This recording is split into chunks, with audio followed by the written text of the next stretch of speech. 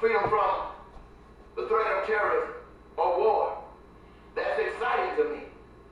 But other folks plan for war, build guns, policies that agitate us, setting up for war. And they get the support. But everybody wants to be free from war. But I get no support, and I'm the one that advocates for it. Something seems to be wrong with this picture. I talk about freedom, to have beautiful cities and towns. Everybody wants that. They want ghettos to disappear. They want poverty to disappear. They want sloughness to disappear. And I'm for it 100%. Yeah. There are others who make policies that make sure that all of these things that I say I want to disappear stands, are manifested.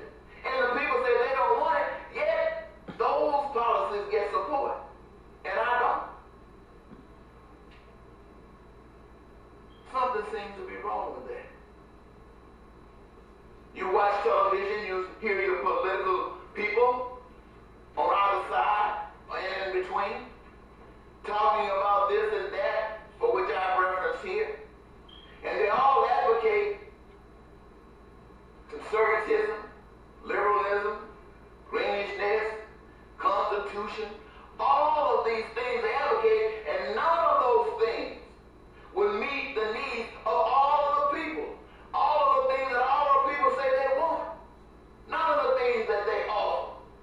And yet they get hundreds of millions of dollars, billions of dollars to give the media resources, to give the people the message.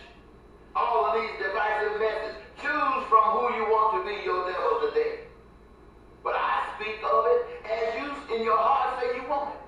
And over here, I stand alone. If God walked down out of heaven today and said, who wants these things that I have advocated here? Every last one of you would stand up and say you do.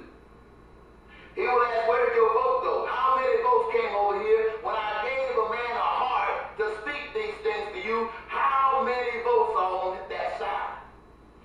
And every last one of you would have to say you were in opposition to it, even though you said you wanted it, but you were in opposition for it. So the question becomes, how is it that you vote against that which you say you want? That answer is you don't trust it. You don't trust it. You don't trust it. And why don't you trust it? Because you have been trained to not trust it. A slave, as William Lynch once said, can be broken, can be made.